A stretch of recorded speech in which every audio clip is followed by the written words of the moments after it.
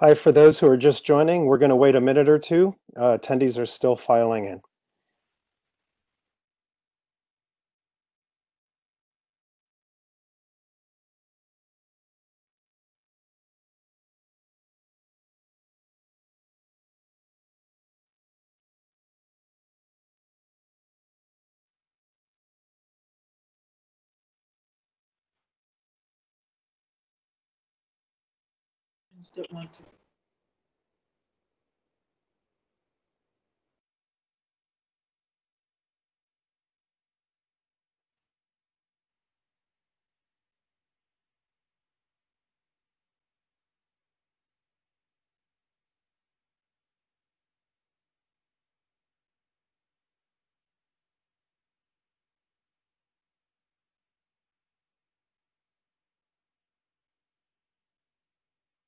Hi, this is David. We're going to get started in a minute or two. As I said before, it looks like attendees are coming in at a rapid pace, so we're going to wait until that settles down and then we'll get started with the webinar.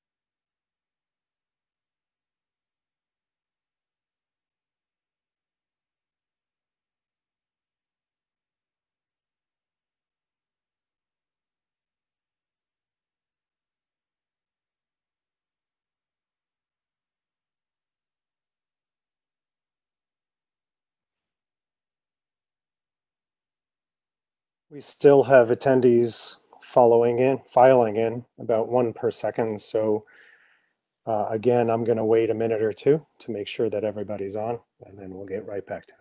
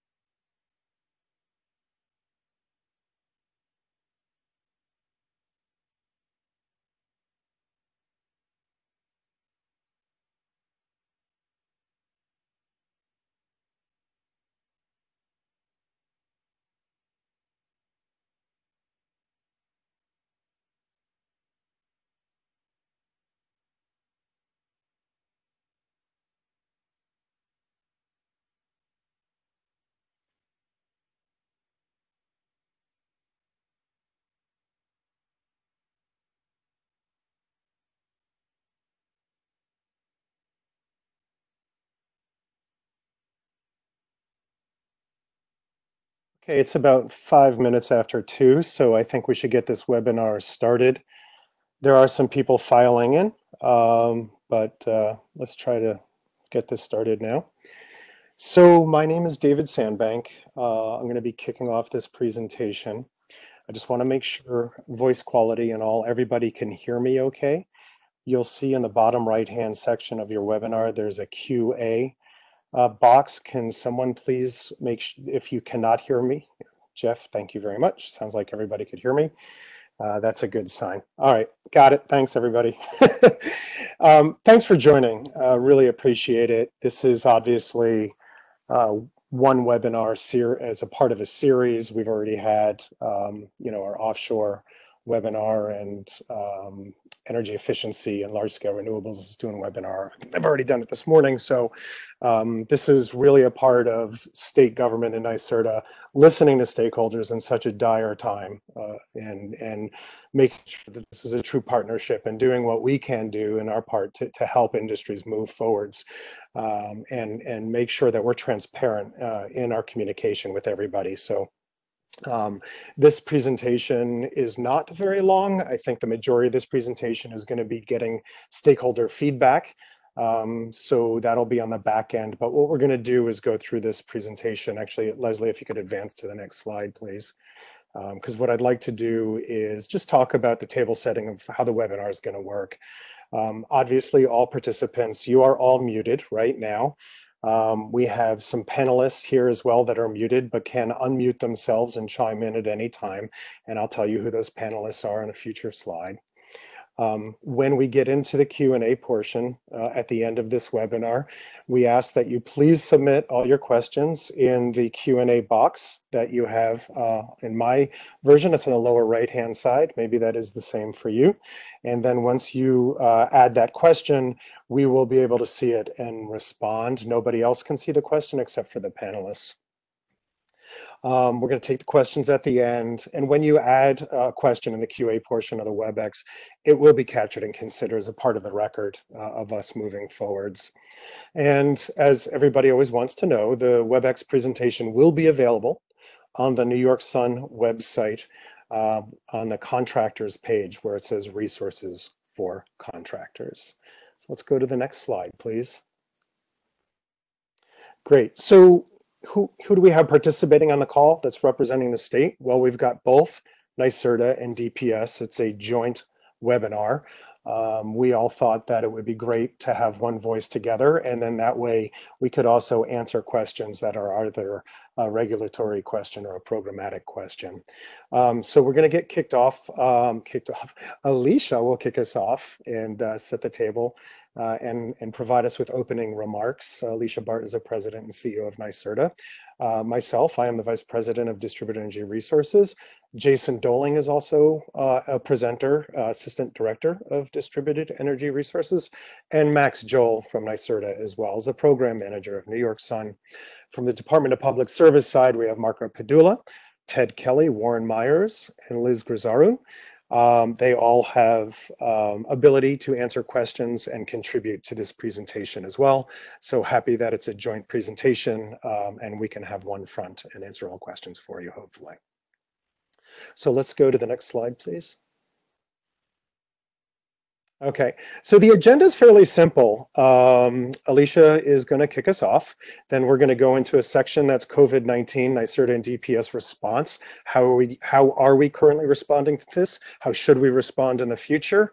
Then we're going to go through the stakeholder input process, which is going to explain to you how to formally submit your feedback on programmatic and regulatory changes or ideas you have, or just tell us about your companies and the difficulties you're having. We're going to tell you where you can do that after this webinar. So in addition from just asking us questions in the QA chat box, when this is over, you'll have guidance on where to put all your stakeholder feedback. And then what we're going to do, a little unique, but we thought it was a good idea, is to have a trade group Q&A session before we open up QA to everybody.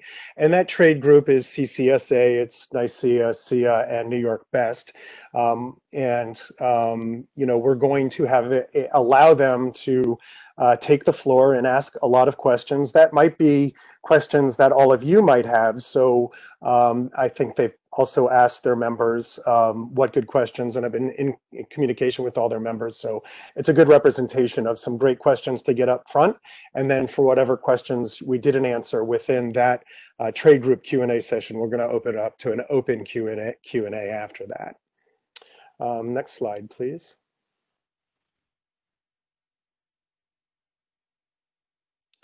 Okay, Alicia, I am going to go on mute, and if you could please unmute yourself and take it from here, please. I'm here, David. Can folks hear me? Yeah, we can hear. I can hear you perfectly. Great. So I'm going to be very brief. Thank you, David. You did an excellent job setting the stage for the conversation today. Again, this is Alicia Barton. I'm the president and CEO of NYSERDA, and I just want to lend my personal voice to a couple of themes, really, as we kick off the conversation, and then I'll leave it to the outstanding teams, our team at NYSERDA and at DPS, to walk through the details of the conversation. First and foremost, we hope all of you and your loved ones and your colleagues are safe and well during this, really terrible crisis situation that we are finding ourselves in. And we know how difficult firsthand this crisis has been for our state, for our sector, for clean energy workers, and we want to commit to work with you to try to work through this terrible situation as best we possibly can together.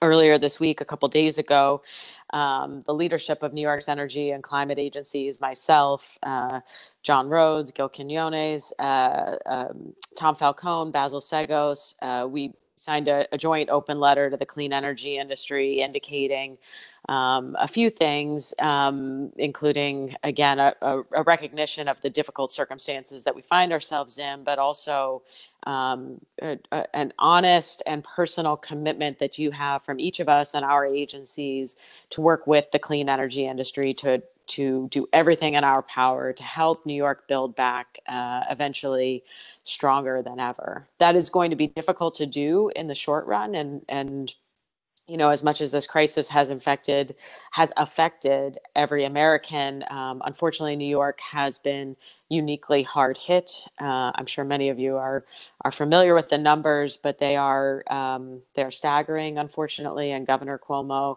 updated those today to show that we do unfortunately have over 100,000 confirmed cases of the virus in New York, and we are right around 3,000 deaths at this stage, and we are still going up the curve, and we have not seen the apex yet.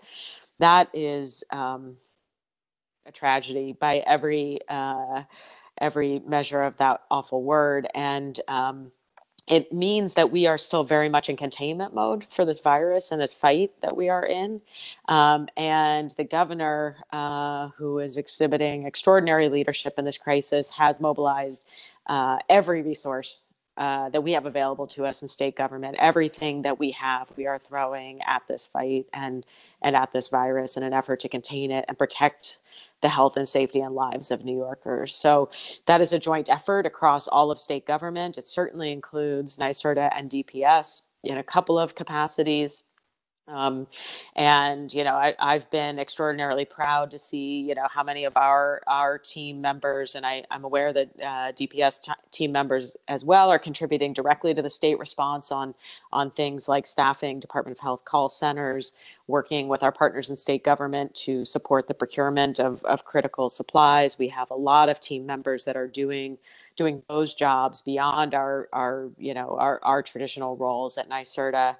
Obviously, every energy agency and every utility and New York ISO, we are working, all of us together around the clock to ensure energy security for New Yorkers, which is absolutely critical at this precarious moment of the crisis. So, and I know there have been a bunch of media reports on this, but, we certainly are aware that amongst the frontline workers fighting this battle include some of our, brothers and sisters in the energy industry, folks that are making extraordinarily significant personal sacrifices, including in some cases being sequestered inside facilities, as we've seen already at New York ISO and the New York Power Authority, and soon to be other places. We know that utility workers and other folks who are involved in the direct state response of standing up new field hospitals and new critical emergency response facilities are out there doing this hard work on behalf of the health and safety of New Yorkers. And so, I have to acknowledge and thank those people for all that they are doing. And then, as it comes to our broader mission, ask for your understanding that we have had also to make very difficult decisions as a state to draw the lines around what is essential and non-essential at this point in time, given the extraordinarily significant mobilization of public health workforce to fight this crisis. And so the team's going to go through some of the details on the executive orders and the like. But I want to also voice from the state leadership level that we are not unaware of, and we are not unconcerned about the economic impact of these decisions as well. And as a personal note, I can tell you it absolutely breaks my heart to have to put a stop to any clean energy work that I've spent my entire career championing and advancing. But this is the extraordinary moment that we find ourselves in, with only bad choices to choose from, unfortunately. And so, I know all of you are following the news and aware of those things, but I just want to reinforce, how much in the thick of this we are as a state, our agencies and our workforce, how much we're, really needing to rely on our partners like all of you to help us think through and walk forward eventually. And I do believe that we will be able to emerge from this crisis eventually stronger and stay on track to meet our state's clean energy goals. And again, you have our absolute commitment from the governor down to make sure that we do that. And we're going to need your help and creativity and hard work to help us get there. So thank you in advance for all of that. This is going to be a long conversation given the duration of the crisis that we're anticipating. But we thank you for starting that conversation with us today, and look forward to what comes next. All right, thanks so much, Alicia. Why don't we advance to the next slide? And thank you so much for setting the table with that intro. There's so much to what you're saying that is, heartening, sad, and we'll get through it. But there's a lot going on, so I appreciate that. So for the rest, this section of the webinar, we're going to get into a little bit about what we're doing now. If you could advance to the next slide, please. In response to COVID-19, here's sort of the introductory portion of the webinar. I think that everybody understands that solar and energy storage are real critical components of the state's policies and CLCPA. We're got a lot of challenges now that were presented because of COVID-19, and not only us, but the world has challenges now. Having said that, the challenges that we're facing right now truly are public health, life or death. And that's where our leadership is focusing on, is what's in the best interest of New Yorkers from a public health standpoint. And that is our number one priority. And to what Alicia said, like all these decisions that are being made on behalf of everybody in the renewable energy industry and storage are being made for the best interest of health and safety of New Yorkers. And it's going to hurt everybody to pause, and hurt financially, and everyone's facing that in the world. And this is just another sector that's getting hurt right now. But again, we're here to try to figure out everything we can figure out to help support the industry and get it back up again when this pause is over. And so, having said that, we're going to continue to communicate with everybody. This is not just a one-off webinar where tell us what you think and then we'll come out with some answers. This is going to have to be an ongoing process in phases.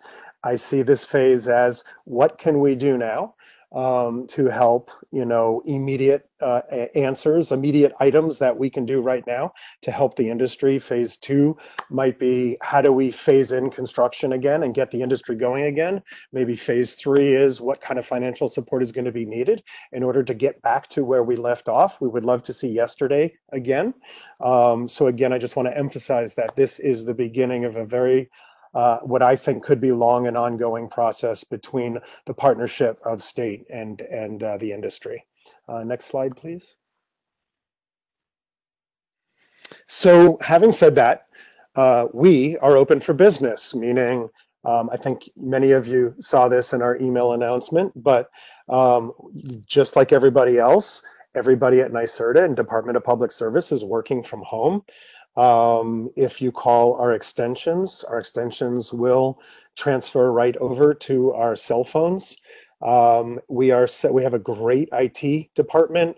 We're using collaboration tools that are digital. Everything that we can do in the office, we can do at home now. We have really no limitations. So from your perspective, just on submitting project applications or getting paid for a particular project, once reaching the right milestones, that will not change on our end. We will continue to work and hopefully seamlessly that you won't even know we're not at the office. But we're all working in the safety of our own homes and doing the same amount of work we did in the office.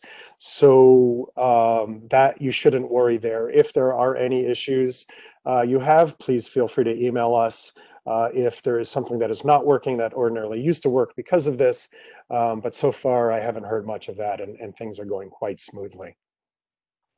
DPS working groups are continuing to meet virtually, obviously. All of our meetings now are virtual. Like the interconnection policy and technical working groups are still continuing to discuss and hold their meetings in a virtual sense. So yeah, we're open for business. So let's go to the next slide. Okay, so essential and non-essential construction. What I'm hearing from some industry stakeholders is that there's some confusion happening, and I can understand why. Um, and it seems to me like the confusion is what is essential construction and what is not essential construction. I just want to be I want to be clear here so everyone understands.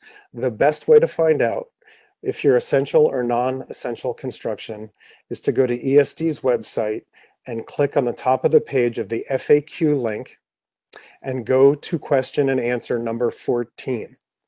And right then and there, it'll tell you that storage and solar, new power, new projects are not essential.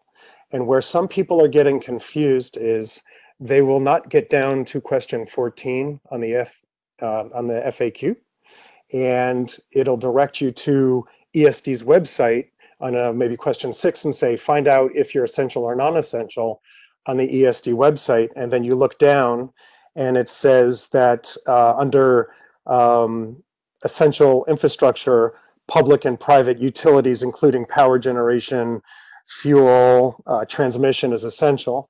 Having said that, that is not where you're looking to see that certain items are essential there. And it's really important that you understand that essential really means, are you right now doing something that's essential for New Yorkers for the health and safety of the state? And right now, a community solar project or a storage project, unless it is tied to an essential project, i.e. healthcare, affordable housing, homeless shelter, transit, if you are a part of the construction of one of those projects, then it's allowed to go forwards. But if it is just a regular solar project or a storage project, you are not essential and it must stop immediately. So again, if you look at FAQ link that we provided here, or because you don't have this document yet, you can go to ESD's website and the FAQ link at the top, look at question answer 14, and that'll tell you, it'll give you a chart and it says non-essential, energy efficiency in existing buildings, all sectors, new power generation, except the above essential. And the above is healthcare facilities, affordable housing, homeless shelters, or transit facilities. New energy storage, except the above, non-essential. New construction, except the above, non-essential. New EV infrastructure, non-essential. So I'm being sort of focusing on this because I have heard a decent amount of confusion, and again, I can understand why, but I just want to make it abundantly clear that most of the work we're doing and that we're providing incentives for is not non-essential right now. Okay. Leslie, can you go to the next slide, please? And so again, this is the outline on the FAQ that says non-essential clean energy construction, so that you can see it's what I just said. Now, on O&M, operations and maintenance of existing power generation systems, including a solar project or a storage project that's already in service, it is allowed, but when you go to the site, you must follow all DOH requirements and COVID-19 safety precautions. Okay, next slide, please. Okay, so here are some immediate temporary program changes. Obviously, on the quality assurance side, from the solar and storage perspective at NYSERDA, we have postponed all in-field quality assurance inspections. Obviously, we are not essential construction and we are not permitted to go in the field, so we're not going to be going to any of the existing scheduled inspections, nor are we going to have any additional inspection scheduling right now. That is officially on hold until we have further notice. On New York Sun energy storage, there's been a lot of questions about milestones and suspending of milestones on the program side for both commercial, industrial, and residential projects. I just want to reassure everybody on this call that we are going to remain flexible with our project milestones. We are not going to cancel projects right now.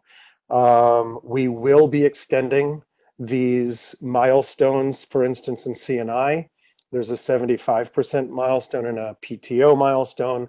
We are going to accept extension requests for those projects. I'll get into that a little bit later on our when we open it up to our Q&A session. We did receive from the clean energy parties a 6-month extension request. I'm here to say we will honor that. We think that's fair, and so we will put that into effect. When we do, we will do so, and we will email everybody to tell you how it's going to work logistically.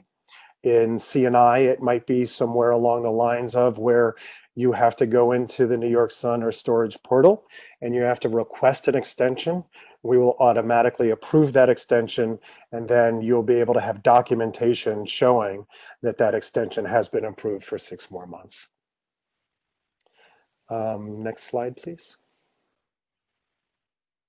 Okay, so this session of our webinar is all about stakeholder input. Next slide. Great.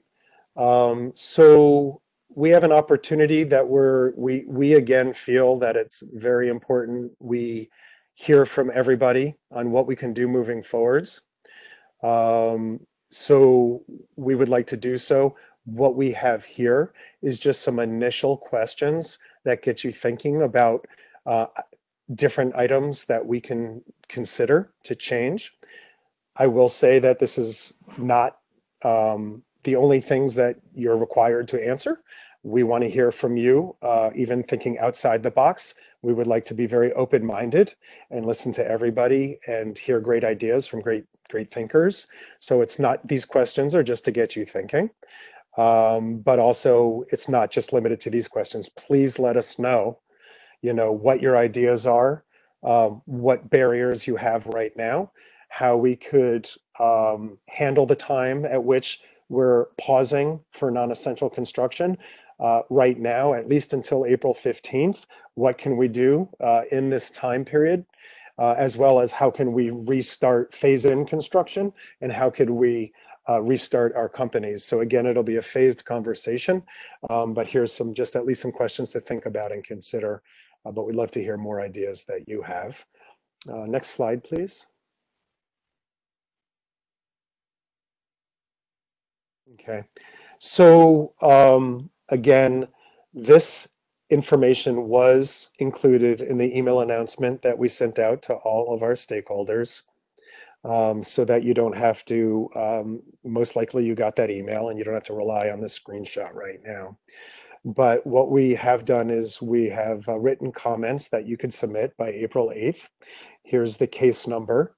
And we ask you to provide again your suggestions on program or regulatory actions that we can consider to minimize your disruptions.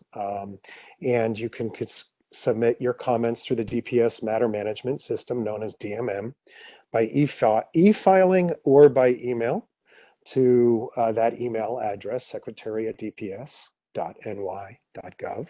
Again, please refer to case 15E0751 in your submission. And all your submissions will be posted and sent publicly. And if you need to register with the DMM, you could register at that URL listed at the bottom of the slide. I'm going to hold this slide for a little bit. Again, you can take a screenshot of it now. And also this was included in the email announcement that we sent out to all the people that have signed up for our emails. I would assume 600 or so people got this email.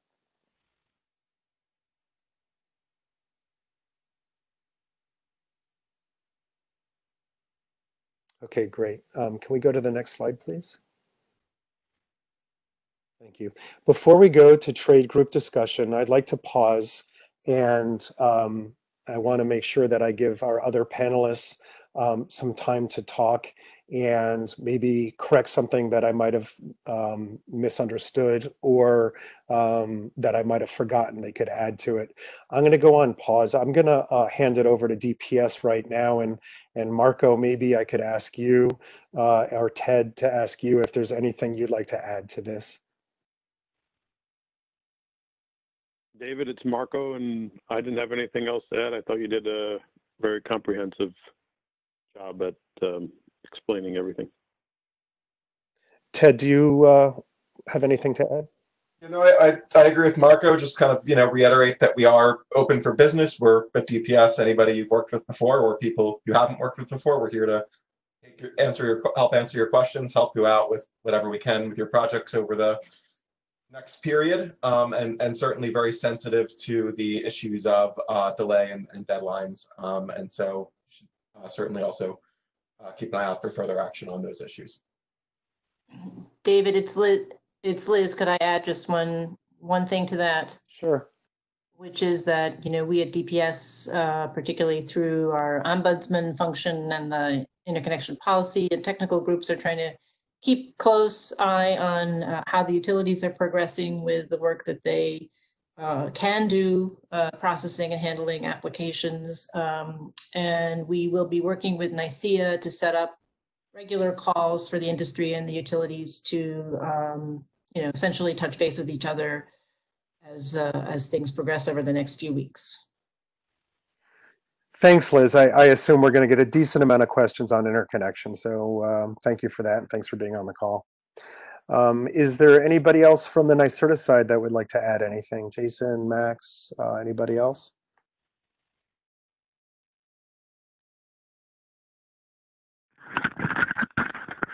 None here, David. Let's keep rolling.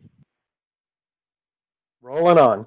Okay, so now we have our trade group discussion. I would ask, you could see on the screen who we have. We've got Dave Gall from SIA, and we've got Eric from CCSA, Shyam from NYSERDA, and Bill from New York. I'm going to go on mute. And if I could ask everybody to mute when you're not talking so we don't get feedback, that would be great. And so thank you very much. I will go on mute. When you talk, obviously unmute yourself. And when you're finished talking, mute yourself. It seems that when we have more than one person unmuted, we do get feedback. So please, I'll ask Dave Gall, why don't you start first and we'll go down the list. Thanks so much for joining. Thanks, David, and thanks, everyone. So appreciate the opportunity to ask some questions today. I'll start with a couple of quick opening remarks and then just launch into my questions. I think from the perspective of SIA's broad membership, we certainly recognize that these are challenging times for New York, and we appreciate that none of the decisions that both the governor and NYSERDA and ESD have made, have been forced to make, have been entered into lightly. But I would note that I'm hearing from our companies that they want to be able to start work as soon as practically possible. And so some of the questions that I will be asking and some of my industry colleagues will be asking are in that spirit. We want to get back to work, and we want to do that in a way that's as safe as possible as well. So we're going to be asking some questions along those lines.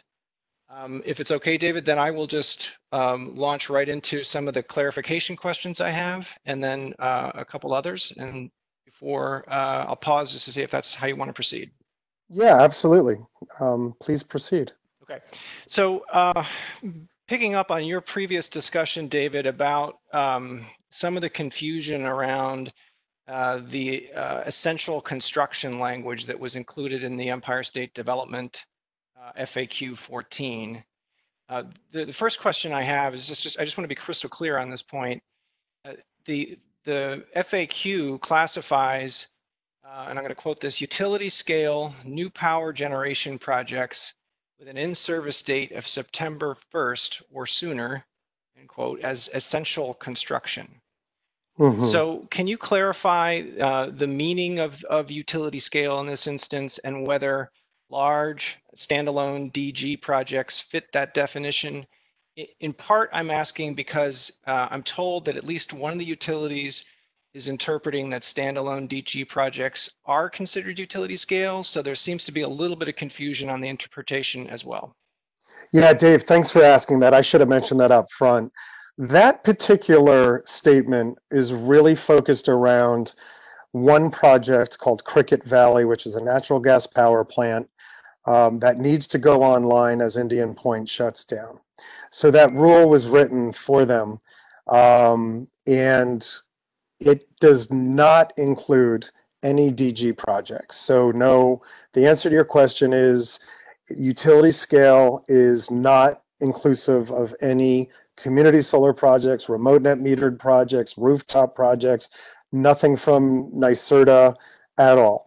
It has nothing to do with any DG projects. It was really around getting Cricket Valley up and running so that we had that capacity as Indian Point shuts down. Okay, thanks for the clarification, David. Appreciate that. Second question then is along the same lines. This question really involves the distinction between where the line between pre-construction activities begins and where construction activities begins. So where one ends actually and where one begins. So is ESD and NYSERDA viewing certain pre-construction work such as wetlands delineations, geotech work, survey work, which usually only involves one person, maybe one or two people at most, separated in an open area, provided that the DOH protocols are followed? Are those pre-construction activities allowed to continue? The way I understand it and the way our general counsel has advised us was the only items for a construction project, or the only tasks that are allowed are items that where you don't even go to the project site. So if it's administrative, if it can be done remotely, if it can be done with no human contact whatsoever, that no workers are allowed on a project site right now. And I think that's what people mean by pre-construction or off-site work.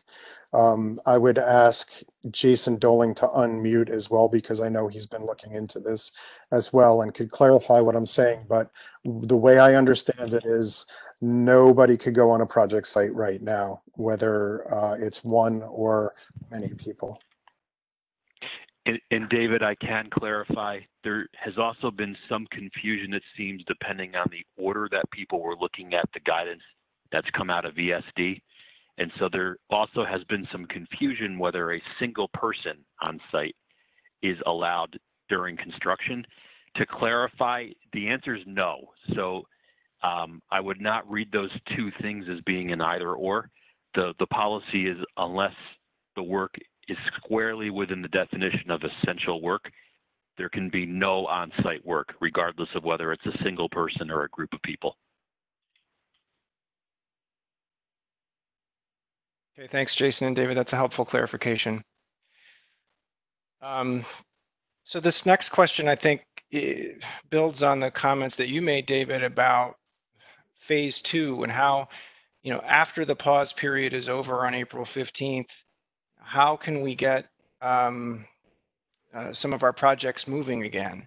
And so it's sort of a multi-part question, but have you given any thought to potentially phasing in construction on a more regional basis? For instance, I mean, given the downstate hotspot with the virus, and that it's not as prevalent, in the upstate regions, have you given any consideration to a more regional approach to phasing back in construction?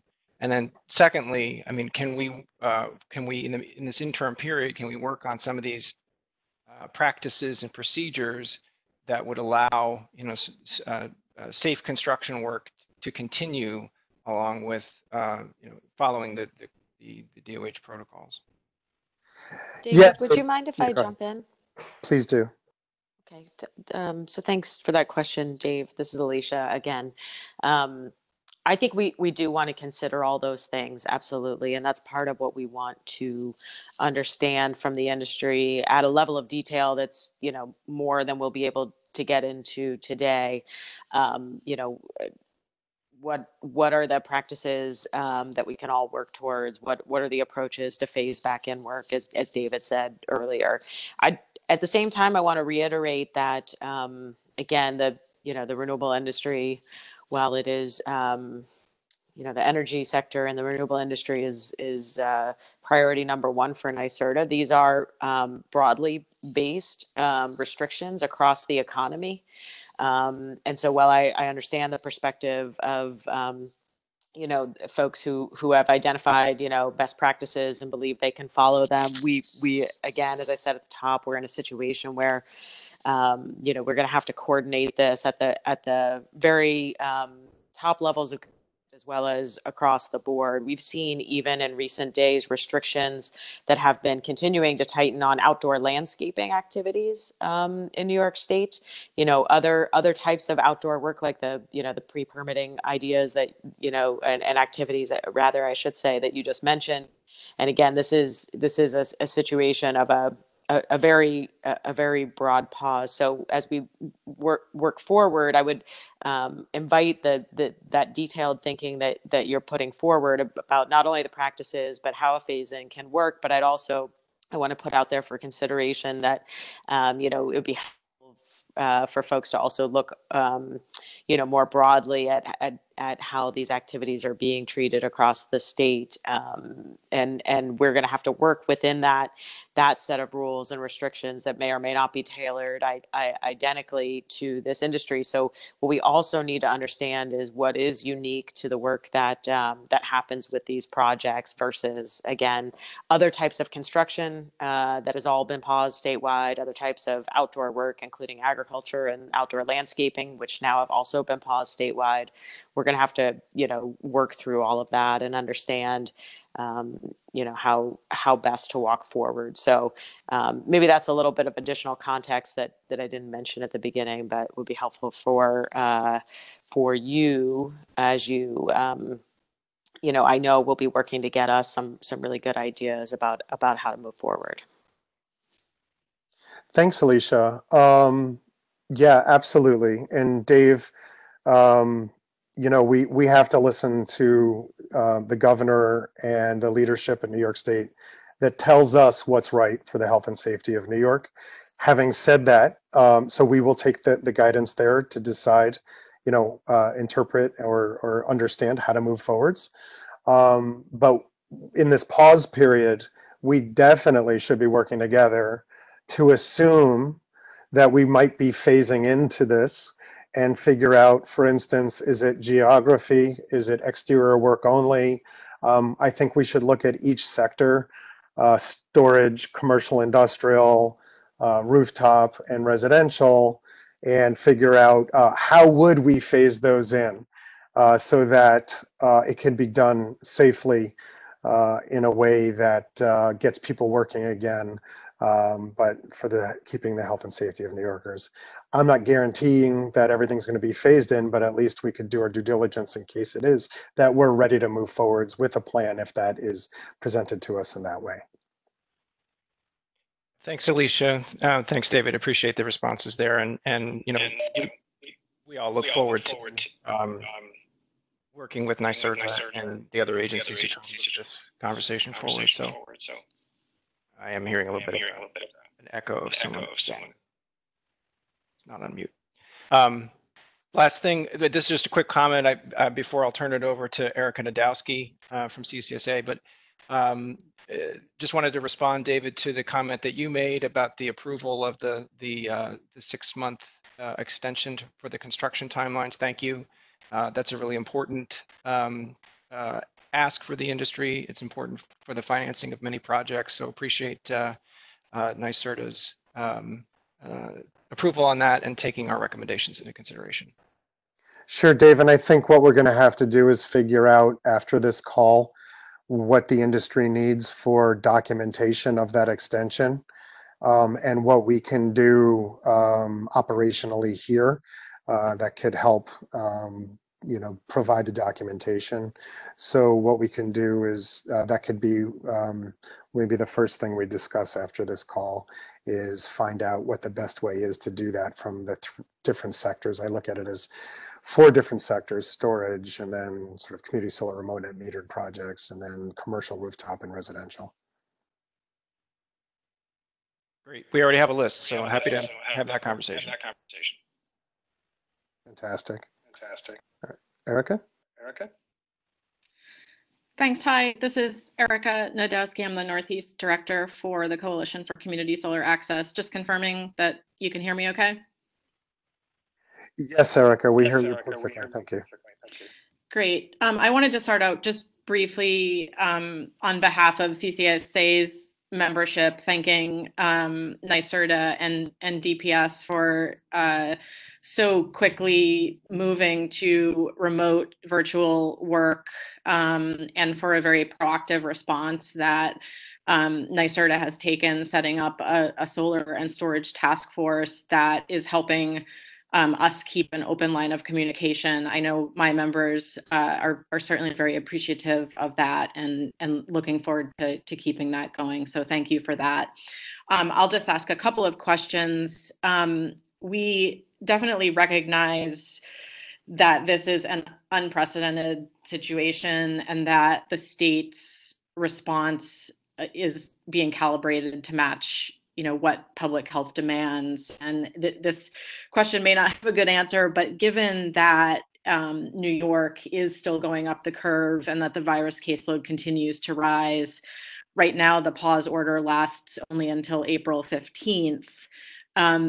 What is NYSERDA's best estimate of the duration of the pause period right now, and what the timeline is for making a determination on whether it would be pushed out beyond that? Yeah, Erica, if you could go on mute, thanks. It's a good question, and I'll be honest with you, every day of this pandemic, I always can't imagine that the next day is going to be as bad as it turns out to be.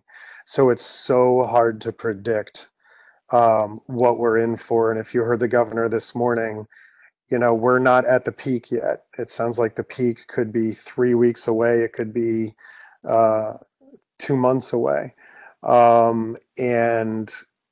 Because that's such a moving target, I personally would not be surprised if it gets extended further, but I don't have that information. I'm just going by what you all see in the news and how the events are unfolding and how quickly this virus is spreading and how many, and the vast numbers we're seeing here in New York State, that it's abundantly clear we're in lockdown mode. And that's the more we do now, the more extreme measures we take now, the quicker we'll come out of it. And if we come out of this prematurely, it would be the worst mistake we could ever make. So having said that, the real answer is I don't have an idea right now. I don't have an idea if we're phasing in any type of project on April 15th or if it's going to be another extension. And we're all just going to have to, unfortunately, try to weather this storm together as best we can. And David, it's Jason, just to remove any ambiguity and just mute yourself. If I could just clarify. So we're not working at NYSERDA or Empire State Development or DPS under any other set of directives other than what you are clearly seeing in the governor's executive orders. So that's what will dictate whether April 15th is extended beyond April 15th and how that is handled. And this is all very good discussion, especially around some of the ideas of, regionally making some getting back to work changes as if that's possible. But just to be clear, that's exactly what will determine how that date holds. David, Warren, can I say one thing? Sorry, go ahead, Warren. So, Erica, I just wanted to, obviously everything everyone has said, including starting with the governor, is the point. It's a big unknown how long this pause period really will last. And so I want to point you back slide where DPS, NYSERDA, all staff are asking for your input, not just in, okay, how can we get back to work when that pause is finally lifted, but help us brainstorm what we can do during the pause period to minimize the damage and to help that rebound happen as efficiently and quickly as possible. So please make suggestions, not just for getting back to work, but what we can do, think outside the box, what we can do during the pause period. Thanks to all of you for the clarification. I know it's a difficult question. My second question has to do with local permitting and what NYSERDA and other agencies are planning in terms of outreach or guidance to municipalities on virtual public meetings, given that we don't know when in-person meetings will be possible. And we want to make sure that towns are able, as best they can, to continue the work they're doing virtually. So how can we support NYSERDA, the governor's office, and others in conveying to municipalities, the importance of moving forward safely, of course, and how can we help provide whatever guidance or tools, will facilitate that? Thanks, Erica. Obviously, local communities and AHJs are going to have to get back on their feet. And obviously, there's a lot more projects they're going to be looking at in addition to renewable energy projects or storage projects. So this topic will probably be very important. And I think what I'd really like to see is that our communities program at NYSERDA, as well as our siting team at NYSERDA, that communications happens through our siting team because they have such good relationships with the communities. And Erica, I would encourage, a phone conversation with industry and our siting team on how can we get, once maybe we're able to start construction or start submitting projects to local AHJs and people starting to get on their feet, how can we offer assistance to AHJs, authorities having jurisdiction, on helping them get started with permitting and whatnot, because I'm sure there's going to be a huge backlog too. So I think, again, that would be great to work through our siting team on that. But I'll pause and maybe Max or Jason will have additional ideas or items to say.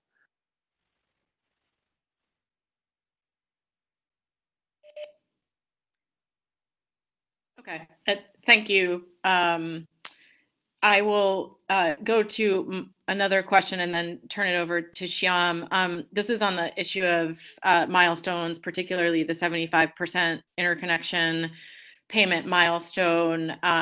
We've been having good conversations with you and the team at DPS around that, and wanted to just ask how we can ensure that during this period, extending out or putting a pause on the milestone, that unviable projects that are holding limited capacity of the community credit aren't tying up that capacity for longer than they otherwise would have been able to without this pause. So the question is really just getting at, good queue management process and making sure that we're, how do we make sure that we're moving forward in any case. Ted, did you want to this question? Sure, I can speak to it a little and appreciate the question. And yeah, absolutely. We've been looking at how best to address those milestones and stop them from being an issue for projects that are otherwise viable. I think it's true that there are some projects that might be sitting in the queue and might ultimately not be viable, may not have been viable even absent the current issues. I'm not sure there's a lot we can do to kind of cancel those projects out without the risk of also canceling some good projects during the pause period. But certainly, if others have recommendations on that, we'd be very open to hearing them. I think the other thing that we can do is to make sure that when the pause period ends, make sure that we extend any reallocation process long enough so that projects that get canceled immediately when their payment comes due after the end of the pause period, that capacity gets refreed up for somebody else and isn't kind of permanently locked out. So I think we can absolutely do that at a minimum. And if there are other things that industry or other stakeholders think that we can do to get some of those projects that really aren't viable canceled sooner, we're certainly very open to hearing the ideas. It's Liz. If I could add a little bit to that, I think this may also help answer your question. We're looking at a proposal, as you know, to suspend 75% payment deadlines, and what we'd like to do with that is make sure that projects that during this interim period are able to move forward and make payments have the option to do so, even if that means moving ahead of another project in the queue, so long as the project that is advancing, pays whatever differential and interconnection costs might be implicated by moving ahead of a project that is taking advantage of the suspension. Thanks, Liz and Ted. And let me just summarize, because I am seeing a decent amount of questions come in the chat box on milestone suspensions on the interconnection side. So industry and staff have been talking about the possibility of temporarily suspending milestone payments for the 75% payment on the interconnection side. And what Erica was asking is, if we suspend that payment, if you look at a separate topic, which is the community credit 6-month transition period, that Erica's concern is that if you extend one milestone, it might not take the opportunity to flush out some of the projects that have a community credit that now, because they don't have to pay the 75% milestone, might have a longer runway and cancel out later than cancel out earlier. Thus, we would not have as much of a community credit capacity. We would lose that capacity after the 6 months. And I think what Ted is saying is we could look at possibly extending that 6-month period if there is some sort of a 75% milestone relief. Ted, is that an accurate thing to say in summary? Yep, exactly. Thank you. Erica, did that help? Yes, it does help. I look forward to further conversations around that. And I will hand the floor to my colleague, Shyam. Thanks, Erica. David, can you just confirm that you can hear me? Loud and clear, sir. Great, thanks. So this is Shyam Mehta here. I'm the Executive Director of NYSERDA. And again, thank you, David and team for giving us this opportunity. So before I get underway with questions, again, just want to say that on behalf of NYSERDA, our members, and the entire DG solar and storage industry in the state, want to thank Governor Cuomo and the administration for your leadership during this crisis, and again, specifically to NYSERDA and DPS for engaging with the industry, putting this webinar together, and maintaining the open lines of communication. So And again, I'll just repeat what my colleagues Dave and Erica said, that the industry is already feeling the economic effects of the crisis very hard in terms of new deal origination, financing, permitting activity, and of course construction. So it is going to be a very difficult time for our member firms, and already many have announced furloughs and layoffs. So our members do want to start working again as soon as is safely possible. And so it's crucial we continue to have these open lines of communication and keep collaborating on mitigation as well as relief measures. So with that, let me move on to the questions that I've received from our membership. So starting with a two-part question, which pertains to the updated ESD guidance that we saw on the 31st this week. So David, you mentioned this already, but I just want to make this crystal clear for folks who are new or haven't fully familiarized themselves with that guidance, that both developer and utility construction work on projects where the off-taker is deemed to be a critical infrastructure facility would still continue. So just one is to just confirm that. And the second one is, that critical infrastructure list in the guidance mentions the list includes but is not limited to the 4 categories you mentioned, i.e. transit, healthcare, homeless shelters, and affordable housing facilities. So that, I guess the second part of the question is there an exhaustive list of this critical facilities, or what was the intent of that included but not limited to language?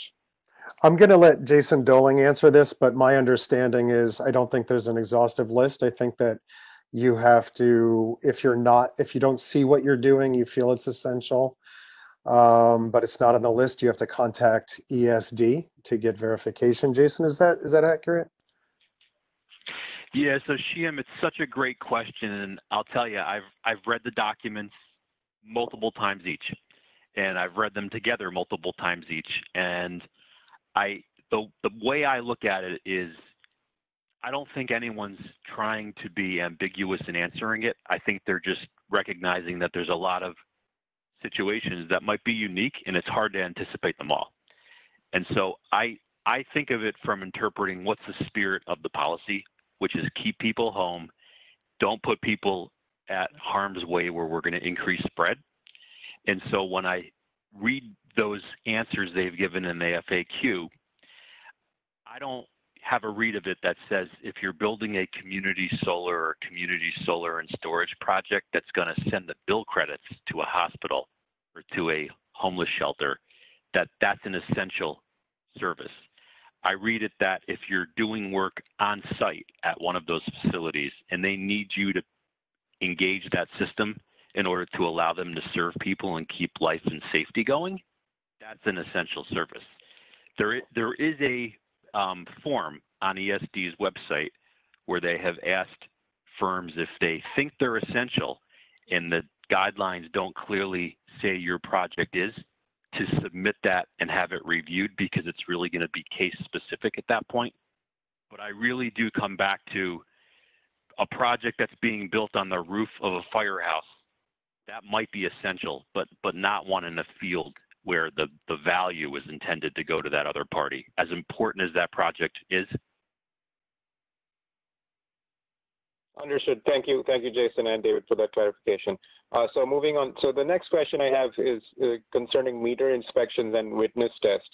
So and basically, we've seen that Con Ed has recently announced that it will allow meter inspections to be conducted either by video or self-inspection, basically remotely. And so the question is, whether meter inspections and witness tests for systems could be allowed to be conducted via video, picture, or self-inspection in that spirit. Liz, do you know anything about this? This is above my pay grade. I know a little bit, Shem and David. I know that Con Ed at one point was expressed some willingness to accept video submissions. I'm not sure, unless Shem, you've talked to them more recently than I have. I'm not sure whether they're actually still doing that, as they told us that they were stopping all. They were basically stopping everything. So I think we should follow up, and I have a couple of questions into all the JU about what they're doing in terms of these kinds of activities. So I think maybe we should pursue that with them and get back to you. Understood. Thank you, Liz. Yeah, and just to clarify, I believe Con Ed is still and has made that policy explicit regarding meter inspections, that those can be conducted via either through video or pictures or even self-inspection. So, but the witness test is a separate question. So we'll follow up next week, as you mentioned. So the next question, again, I think this is a really simple, clarifying one, David. But again, for those who might have missed it, just to make it clear that as far as O&M, operation and maintenance of existing DG infrastructure is concerned, that work will still allowed to be continued. That work is allowed to be continued, but I would take it as continued if it's within the safety of that project. If it's maintenance that can be postponed just because it was scheduled for this date, but it can be scheduled after April 15th, that is much more important to consider it that way. The reason why O&M is there is because it really is to make sure that these energy projects are running safely to code and are not going to endanger anybody. And that's really the way to look at it. Understood, David. Thanks for that. So the next question I have is actually specific to New York City in the context of permitting. So we've found out that I think as of early this week, the DOB online permitting hub, the full service and self-service hubs have been shut down. This has been a concern. This is a totally online process, and just wanted to bring it on your folks' radar. We are speaking to the mayor's office in the city here about what the status is and what the reasoning behind that was. But just want to make it clear that, as far as the industry is concerned, we certainly didn't see this as necessary, and there is a concern this would further delay projects once the executive order is lifted. So I don't know if you have a response or if you're aware of that, but again, they wanted to bring it to folks' attention. All right, and I did get a text message from Houtan, and Houtan said that Con Ed has on their website that they do accept virtual inspections. So you might want to check that out. Sorry. Shyam, what was that last question? Because I was getting distracted with some people texting me with some questions. I'm sorry, I apologize. Yeah, David. So this is with respect to the New York City Department of Buildings online permitting hub. They call that the full service and the self-service hub. It's a totally online portal. And they're not accepting or processing any applications, I think, as of Monday this week. And again, we are in touch. We've reached out to the mayor's office to see what the reasoning was there, because again, we saw this as something that could continue working through COVID, and in fact are encouraging other towns to use the same kind of online infrastructure to do permit processing. So we were just concerned this wasn't necessary and would again further delay projects once that was lifted. Thanks, Shyam. Someone else did mention that to me this morning, and I wasn't aware of that. That's something we'll have to pick up with the mayor's office. Jason, did you? I think you talked to the mayor's office this morning. Did that come up at all? Yeah, you read my mind. Thank you. I've got it on my list, Shyam. Wasn't aware of it. Did not come up on a call with the mayor's office of sustainability earlier today, but it's spot on for picking up with them. So we'll get on top of that. Great, thanks, Jason. And I have only a couple more questions, and then I'll hand it over. So the first one is just regarding the timeline for pending PSC rulings on relevant DER regulatory proceedings, like the New York Sun petition and the mass market rate design proceeding. Are we expecting to see any significant delays because of the COVID crisis here? And I guess, on a similar note, the utility implementation of consolidated billing, which was ordered by the PSC to take place for 12 months for most utilities and 6 months for National Grid. Just wondering if there is any early sense of whether the timeline for these could be pushed off or delayed. So I'll hand that over to our DPS colleagues. And I will say that we're also getting questions is the 6 gigawatt petition going to be delayed as well? So if you want to address that, feel free. Yeah, this is Ted. So I think in general, our hope would be not to delay any of those things, to move forward at the kind of pace we intended to move forward with the 6 gigawatt petition, with the mass market rooftop rate design. and for the utilities to move forward with the consolidated billing. We have been in touch with utilities, continuous touch with utilities about billing and crediting issues.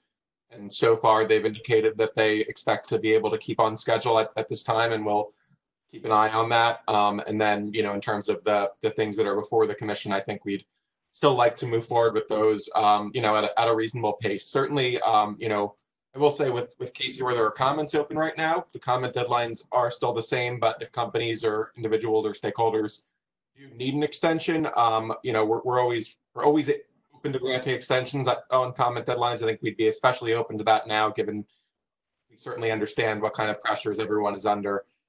So I'll certainly note that, but especially for things where the comment deadline is already closed, we'd like to keep on moving forward with those. Great. That's great to hear, Ted. Appreciate that clarification. And then the last question, really, I think, David, you made clear that the focus of this call and the focus for the moment is really on mitigation measures while the pause is on. But I was just wondering, in signing off, if there's any initial thoughts from NYSERDA's end or the administration's end in terms of broader recovery measures. Myself and my colleagues already mentioned the industry is already going through significant revenue loss, layoffs, furloughs. So the damage is definitely here. And just wondering if there's any initial thoughts you have, and happy to move to the Q&A section after this. Sure. Thanks, Shyam. As you noted, yes, we are in the middle of battle right now, and we're just trying to get through this period of time where we can do everything we can do immediately to help the industry on a daily basis, whether it's milestone extensions or on the interconnection side, relieving people of having to pay a 75% payment because they're just trying to make payroll, right? And that's really important that the state think about what can we do right now that gives you immediate relief. And those are the things we're concentrating on. Having said that, we completely understand that we have to be, number one, open-minded, number two, creative, and number three, resourceful on how we figure out how to get the industry restarted and on its feet again after things start to get back to normal. And we have to think about all the resources we have.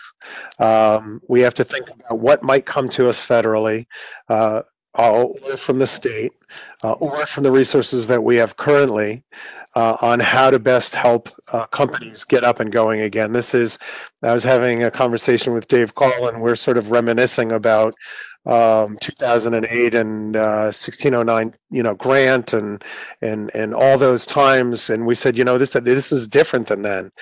We have so much more of a mature industry now. And quite honestly, we were all doing pretty well moving forwards from the state's perspective and the industry's perspective. And, we would do anything to have yesterday right now. And how do we get there? And we're just going to have to really figure that out. We're not trying to feed an industry that is, very early in its stages. We're trying to get an agency back up on its feet that had a good pace to begin with. And so, Shyam, I don't have an exact answer for you of how we're going to do that, but I can say that we're going to have to work together with you and everybody on this call to figure out how we're going to attain our CLCPA goals, 70% renewable by 2030. Gosh, I haven't said that in the longest time because, we have bigger issues right now. So we're open for business, and we're open for communication, and we're open to hearing how we can all work together to get back on our feet and continue where we left off. David, this is Warren. Can I say one more thing? Sure.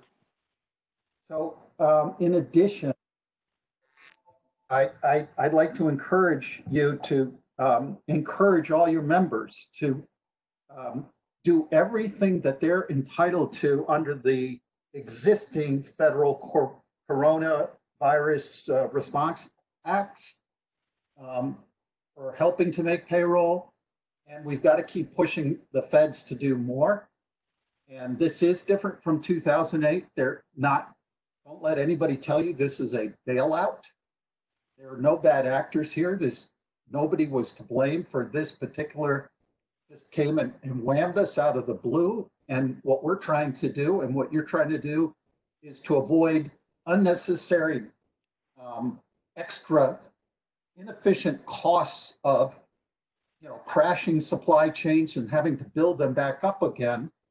This is the kind of thing that federal governments and fiscal policy exist for, and we've got to keep pushing together that this is not a bailout. This is an investment in the recovery of the economy coming up, and anything we can do to prevent this unnecessary crash, burn, and rebuild, and just help us maintain to get through this. So, try to have your members shake the leaves, do whatever they can to maximize the benefits they're entitled to under the federal acts. And we got to push for more because they haven't done enough yet. Thank you, Warren. Shyam, can we move over to Bill now? Because got about 15 minutes left. The good news is I really think all your questions have been spot on, obviously. And you're answering a lot of the questions that are in the chat box. So I think that this is a very good use of our time. So thank you. Thank you, David.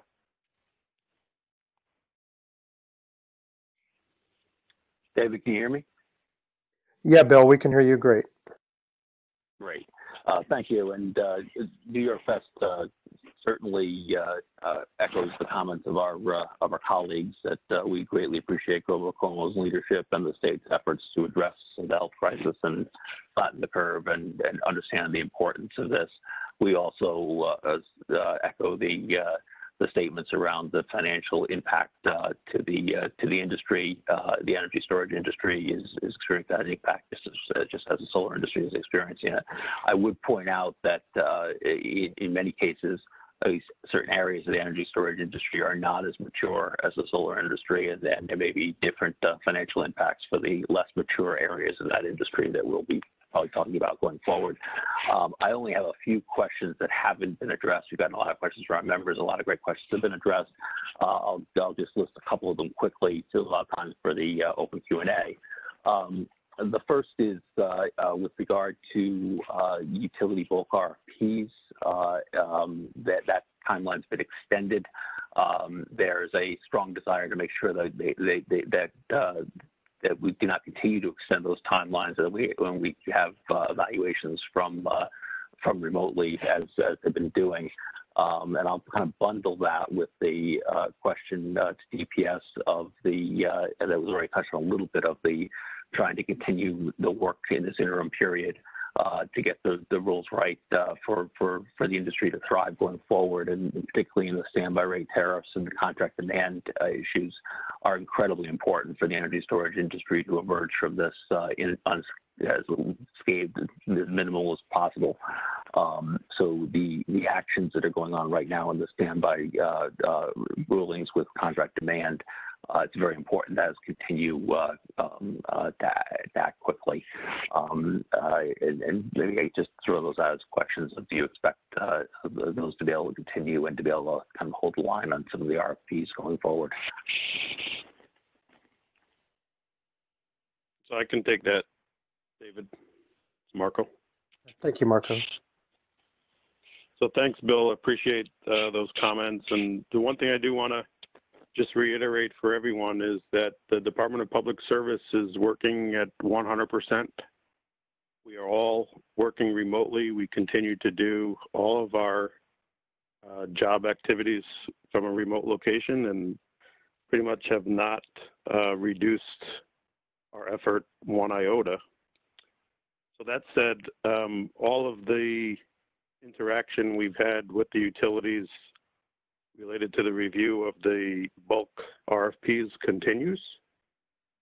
There's been a very, very slight extension of time to reach final determination on a couple of the utilities, and that's only because some of those utilities had to redirect some really critical folks related to operations and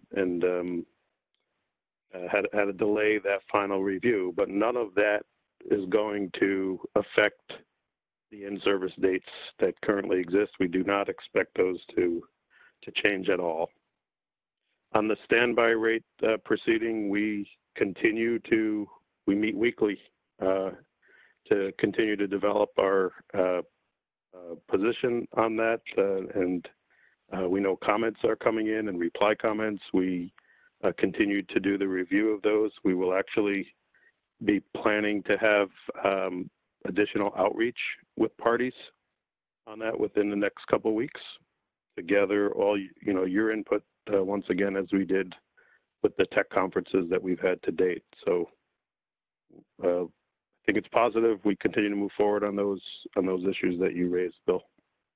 And I appreciate, great. Thank you, Marco. actually, yeah, I just want to say I appreciate everybody continuing to engage in all of those activities, given the current situation we are all in. So thank you. Thank you. Well, can I pause you for a sec? I just want to ask Leslie Paulzanello. Leslie, if we go over, do we have more time than 3:30 on this webinar, or are we just going to get kicked out? Because we can go over, we can spend more time on Q&A. We have additional time. All right, thank you. So I will extend this webinar maybe until 4, because we want to make sure we get to a lot of the questions we're getting in the chat box as well. So if everybody would like to stay on to hear some more questions being answered, you're more than welcome to. Continue on, Bill. Thank you. Great, thank you, David. A question with regard to, we have a number of energy storage projects that are directly supporting utility needs, and some of which are even for this summer. And I guess we had interpreted the September 1 statement in that those kinds of projects will continue, and I think you just gave us clarification that there's that may not be the case. Wondering if you would consider a case-by-case utility needs if the utilities are indicating these are important projects to support their ability to serve load this summer. And then a second related question to that is that if in fact this goes on for a little while, as we suspect it may, it seems like the definition of essential would start to change. And the example I would give is that there are a number of NWA and WS projects that would support next summer that need to be in place by May 1st of next year, and they need to get kicked off if they're going to make that timeline to be able to support the utility needs for next year. And obviously that may be okay to pause for a week or two, but may not be okay to pause for a month or two. So I'm wondering if there's some thoughts on the reevaluation of the essential, and the first question of if utilities are coming forward with indicating the needs of the projects, whether there might be a case-by-case evaluation.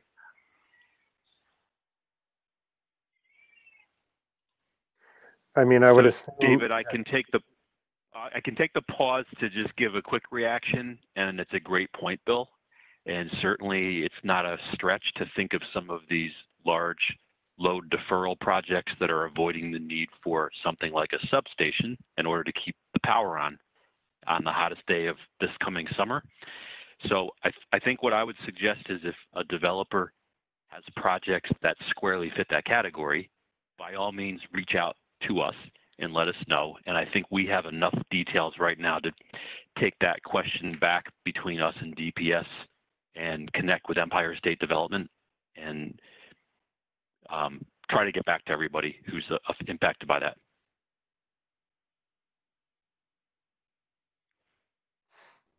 Very good, thank you, Jason. And we'll just one last, to Warren's point about what we can do in this pause period. I want to pick up something that Eric was talking about earlier. A lot of our members have been talking about the need to restart local permitting. And I'd like to take Eric's question a step further of would you consider, and maybe this is working with the Department of State, actually creating new tools for local government. We think it might be incredibly valuable for New York State to step forward with providing a platform to hold meetings virtually that meet all the open meeting laws and meet all the comment requirements that are needed, as opposed to providing case-by-case assistance to localities, but actually provide a more broad platform to get local government going again. yeah, I mean, I think that is a good conversation to have as in the restart process here, but conversation to be had right away. Certainly, you know, we're going to do everything in our power to assist local governments like we always do on the siting side and our siting team. And I think that similar answer to a similar question is that is we're open for ideas. We'd love to be able to help that communication and provide tools and resources for local AHJs. We could reach out to local governments and offer our resources and support. Certainly we will do that wherever we can. Very good, thank you. And I'll cede the floor now. I know we've got a lot of questions coming online. Thank you. No problem. Okay, Jason and I feel that we would like to do a rapid fire question and answer session here. What I'd like to do is Chris Rogers and our team has been aggregating all of our questions into a dynamic Word document that we can all see, and it's really helpful for us. And so what I'd like to do is have Max, maybe Ted, Jason and myself unmute. I will read the question, and then I think one of us will have to answer it in sort of a rapid response fashion. Jason, does that make sense to you, handling it that way? David, the alternative is we've been in real time indicating who we think is best to answer the question. So we can literally just take the Word document and maybe have you hit yours first and then have me hit it and then go to DPS, if that might be faster even, because then you can read the question and answer it at the same time. Okay, so if it has my name, read it, in other words? Okay. Yes, sir. All right, Max, it's got both of our names, and I'm gonna give you the mic on question number 4, okay?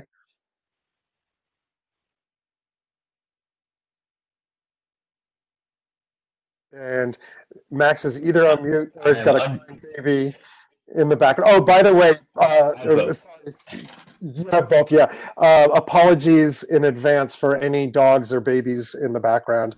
I particularly have teenagers, which could be harder, but not as a little more ruly. So we're all good here. We all have our background noises here. But go ahead, Max. Okay, so question 4 asks for clarification on the extension for project milestones. Asked whether that could be made automatic rather than asking developers request an extension. So just to clarify, all the milestones will be extended. I just want to reassure everyone that we're not going to be canceling projects because of any technical glitch or because they didn't send us something requesting an extension. We do have in the online portal, which the contractors on the call are of course familiar with, a simple push button to request an extension. That, for the time being, remains the simplest and fastest way to get that reflected in Salesforce the portal, so you can see that change of date. We are looking at whether and how we could simply add 6 months to the completion dates that are completion deadlines that are shown in the portal right now. But again, that's really sort of a technical issue. We are not going to be canceling or penalizing projects because of the milestone dates that are currently shown. And maybe I'll speak from the DPS side too. We hasn't been a final order of determination yet on the interconnection deadlines, but I would expect that any extension would be automatic, at least the kind of a primary extension, and wouldn't require each developer to individually apply. Ted, I did get a question from a developer prior to this call that if there is relief on the 75% milestone payment, is that going to be retroactive? Because there are companies that have 75% milestones that are due today or tomorrow, or maybe Monday, I should say, and they're wondering or if they should cancel the project because they're unable to make the payment, or if it might be retroactive. Yeah, I'd look at at least the potential for it being retroactive to, either the declaration of the state of emergency or the start of the pause period when work couldn't really be done. I think there is a good chance it would be retroactive, and if people have a project that they think is a viable project, but they can't make the 75% payment now, and it's due today or tomorrow or yesterday, I would encourage them not to formally cancel the project and to wait and see if our order, when it comes out, which is likely to be relatively in the very near future, if that does have that retroactivity. I think there's a good chance of that. Certainly something we're looking at. Thanks, Ted. That's really helpful. Jason, what question are we on here? I've got question number 7. I can take that. It says, David, also, how about the federal ITC eligibility for projects scheduled to hit COD this year? Will there be an extension of the 26% ITC? I do not work for the federal government, so that is not something under my control. I know that SEIA and some of the trade organizations have been pushing for either extensions or, a cash grant in lieu of a credit. Up to this point, we haven't seen anything move in that direction. Hopefully something can, but that's certainly not something that the state level has too much,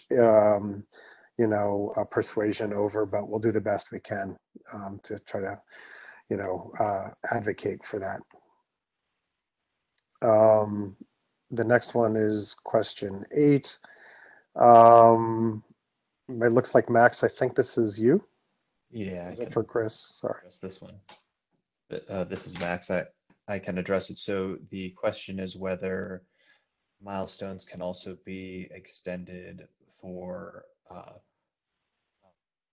3414 pre-development and technical assistance for low moderate income projects. The answer is yes.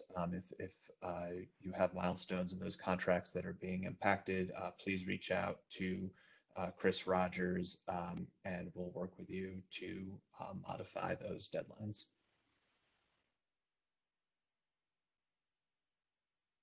All right, Max, you want to keep rolling there? It looks like your name's on the next one too, 10.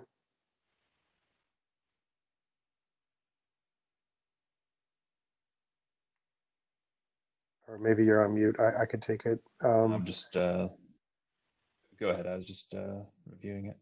I'll read the question out loud. If we're unable to get planning board approval due to lack of public meetings, is there any allowance for registering the project in the interim?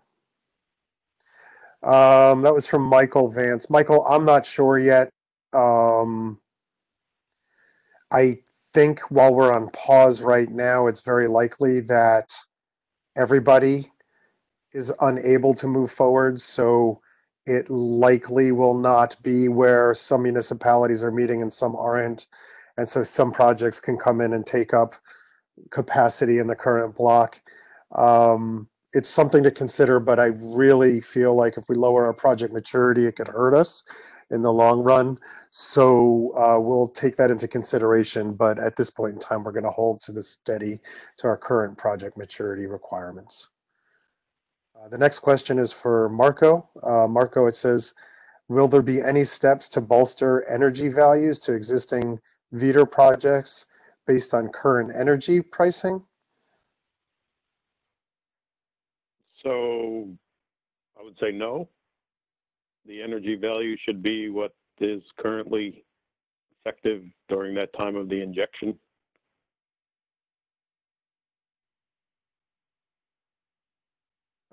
Okay, thank you. The next question, I could grab this, Jason. Question 12 is, as for essential construction, commercial system which are in the middle of it and a lot of stuff hanging all over the roofs, can that be continued to bring it to a safe condition, and who determines the safe condition level? And that's Ronnie. Ronnie, yes, it is very important, and I believe it's mentioned, that a construction project can't just be left in an unsafe manner, and that it is advisable and recommended to secure the site so that it is safe to leave for a short or a period of time. The next answer is I don't know who's going to bring it to a safe condition. Like who qualifies it as deemed safe? I would say you as the contractor are going to have to answer that question and figure out to your best ability and your skill set and your knowledge what is safe and what isn't safe. Question 13 is for Marco.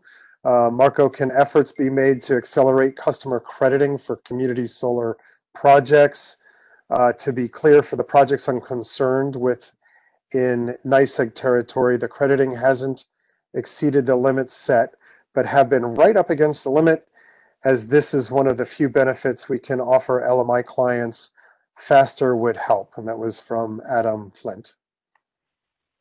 And that's when I think I would defer to Ted or Juan. Yeah, so this is Ted. I think we were concerned that there would be actually delays in credits resulting from this, and we've been encouraged to see that all of the utilities have been able to transition, whether it's people working from home or whether it's other methods, they've all been able to essentially continue to keep the current timelines. I think we can continue to encourage them to move as quickly as possible. But I think, especially given that they're kind of working under unusual conditions as well, I don't think we can commit to kind of moving faster than the normal deadlines. But I certainly understand the importance of that, and we can A, make sure that we stick with current deadlines, and B, encourage the utilities to move as quickly as possible beyond that. Thank you, Ted. The next question is from Ross Gould.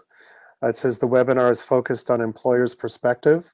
Would it be possible to have such a discussion that includes the voice of New York's workforce for these industries, labor unions, health and safety experts, medical providers, work sites risk assessment experts, etc., to discuss the worker and work site safety and public health?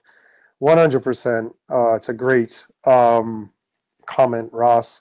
And I would encourage you to contact us so we can move forwards on that. So that would be a very important, a very good idea and important for us to take up. So thank you for recommending that. Question 16. I think it's more about project. How does a project count as essential? We're working on a solar plus storage project at a transit facility, major airport. Does this mean that the project is considered essential and we can continue our work? And that was from Alex Sarley. Jason, I don't know. I would assume that it does mention transit, but I just don't know if being at an airport means that it's essential. Do you have a take on that one? I would actually suggest let's take that one offline, because I would only be guessing, and I want to give good guidance. So let's take that as a project-specific question, and just please reach out to any of us with some details. We'll try to work with you to get an answer out of that. All right, Alex, you stumped the expert. Good question. We'll get back to you. I think, would a rooftop community solar project, including LMI customers, being built on public affordable housing, rent paid to the public agency, be considered essential? Matt Rosati. Matt, I asked the same question.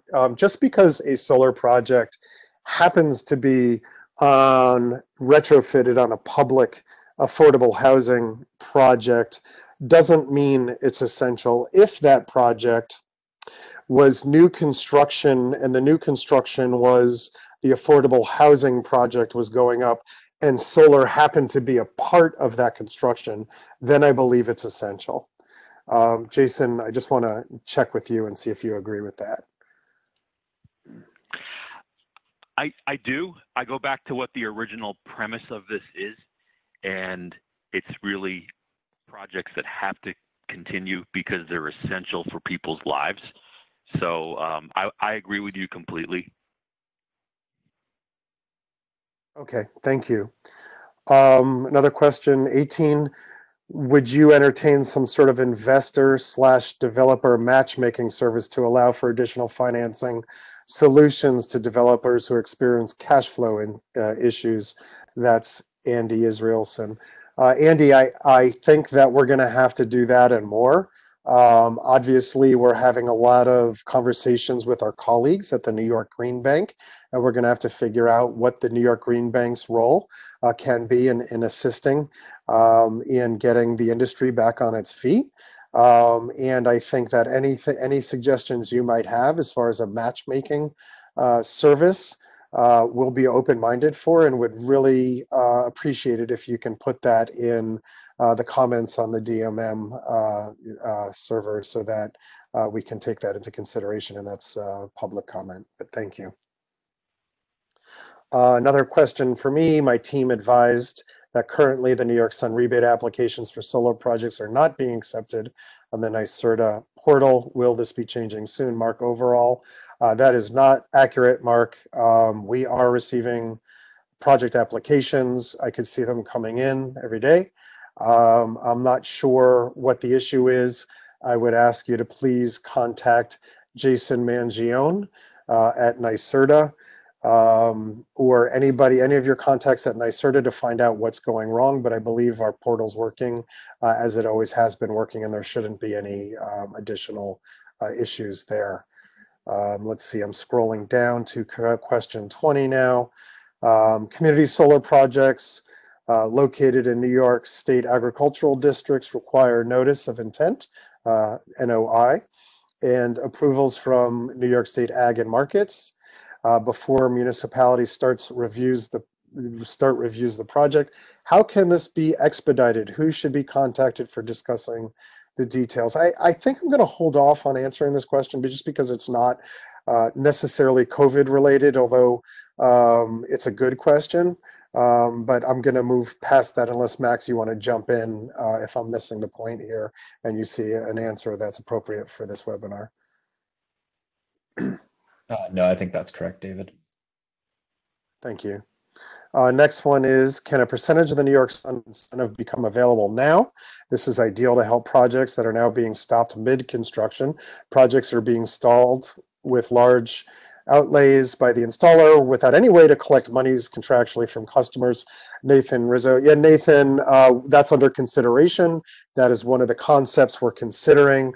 I will say, Nathan, it's something we can consider. It does make me nervous for very obvious reasons, because we ran into a lot of problems every time we gave money to contractors prior to PTO. It was nothing but a lot of problems. Having said that, we've got a much greater problem here, so it is something we are definitely going to consider. Changing our milestone payments is something that's on the table. Thank you for asking that. Question 22, would you like to see something to assist remote selling to make projects happen when we do return? What else can NYSERDA do along the lines of a stimulus? Could you utilize the lower market interest rates and promote a lower cost of finance akin to old NYSERDA loan fund? Jamie, Jamie Thompson, we are looking at the Green Jobs Grow New York Loan Fund, and we are looking at ways in which we can make some minor adjustments that might be able to either allow contractors to possibly get a payment, maybe a 50% payment upon customer approval and a 50% at PTO when going through the Green Jobs Grow New York program. We already have that for certain contractors only, I believe, right now, and we're looking at expanding that, but we have to look at how much budget that's going to be, how much uptake that would be, and Max is really taking the lead on that to figure out if there's anything we could do to leverage that loan fund. Max, do you want to add anything to that? The only thing I'll add is that contractors do have the option of applying to receive portions of Green Jobs Green New York loan upon acceptance of the application versus upon completion.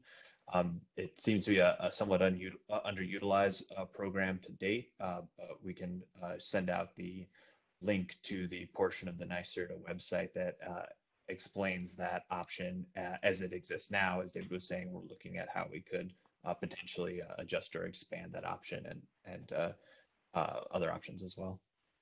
All right, thank you, Max. This is also not a question, but a good note from Adam Flint.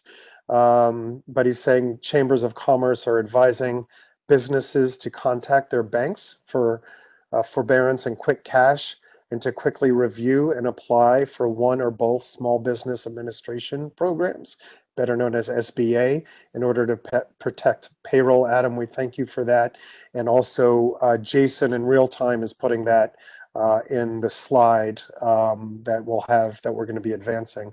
We do have some good links for everybody for financial assistance, and Jason's going to be adding to that, so when it goes live on our site, you'll see it. It looks like there's a follow-up question, Liz Guerrero, for you, which is on interconnection payments. I've heard of projects stalling at 75% interconnection payments, but what about 25% interconnection payments? Why not freeze all aspects of interconnection? Hi, yes, thanks.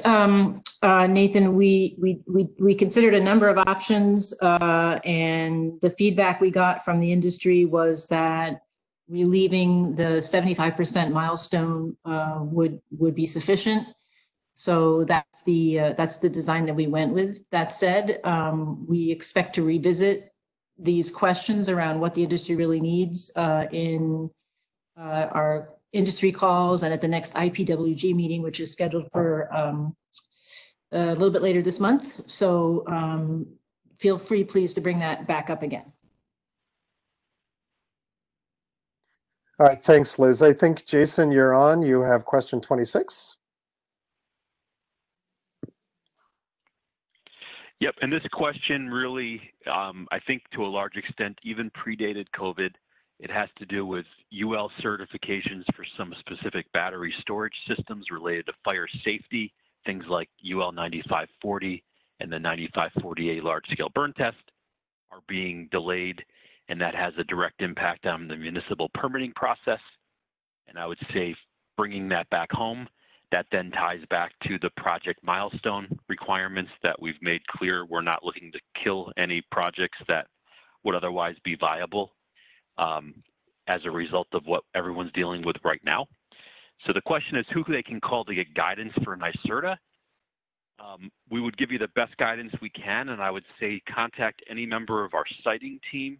So Candace Rossi is one of those people who a lot of folks know of. You could also reach directly out to me or to Ben Falber or Skylar Madison on our team, and we'll try to do our best to get you the best guidance we can.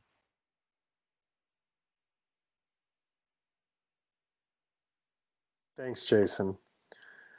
I'm getting a lot. I'm kind of going through some of these questions that are not COVID related because I really want to focus on that. So I'm going to pass a couple of these questions. Let's see here.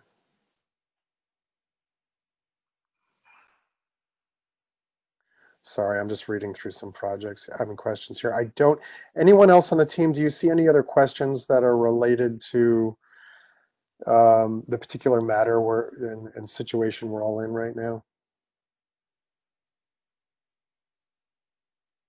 I think we've covered everything on this particular topic, David. Okay. All right. Well, it is 3:50. We started out with close to 400 attendees. We're down to 218 now, so a lot of people stuck with this session. I will wait to see if any more questions come in. I'll wait a few minutes. David, while you're waiting, I know that this is in the slide deck, but just to make sure everybody's aware, I'll be honest, I wasn't fully aware of this until I saw the news last night. But if you haven't already and you're a company of less than 500 employees, Google the SBA's Paycheck Protection Program. That's the one that David mentioned.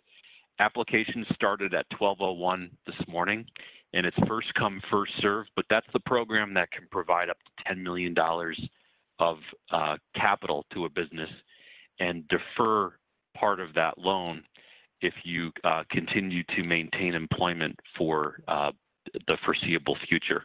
So it's definitely something worth looking at if you haven't already.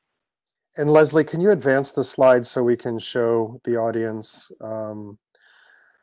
the resource links? Okay. These resource links are going to obviously be available when we have this up. Leslie, do you have any indication of when this might be available on the New York Sun website? I would say early next week we could get it up. Okay. And if there's, maybe there's some additional links that people are putting in the chat box that we can add to this as well. Or other ones that we're made aware of, or maybe some new ones that weren't available before that we could add to this. But we'll continue adding to this resources pages before we load it up. But I think that we answered a lot of questions. I'm really happy with the format and how it went with our industry leaders and stakeholder groups, SEIA, NYSERDA, CCSA, and New York Best went. I just want to say that the value of those organizations and others is really important, especially in times like this, where we as a team are not going to have the ability when we have a situation like this and we're getting so much incoming communication that it was really helpful to be able to work with the trade groups and trade organizations that can take a lot of the incoming, funnel all that, triage it, and funnel it to us. I have to say that worked really well.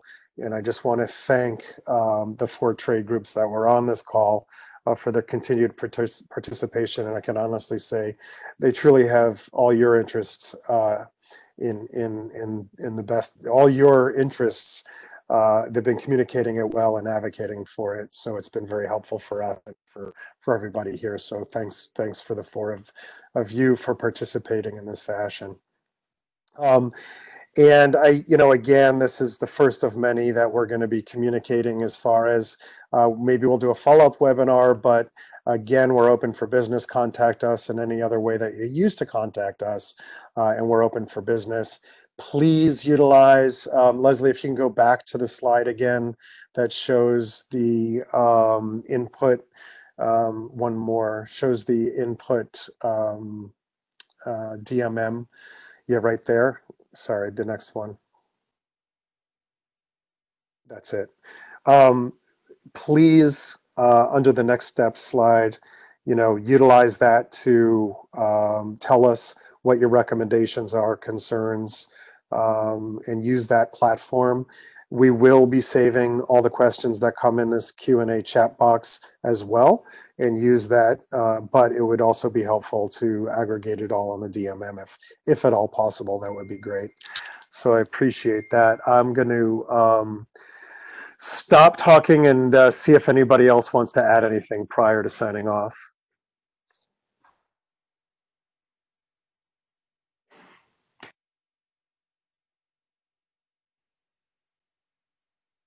I guess that's it. Okay.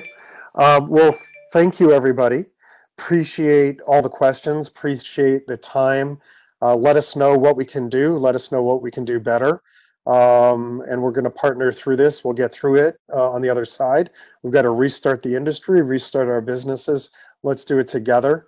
And please, for those of you that are signed up with SEIA, NYSERDA, CCSA, and New York Best, work through those channels. And if you're not signed up, maybe you would consider doing so. I know times are tight right now, but it really is helpful. So thank you, everybody, and we'll continue the conversation.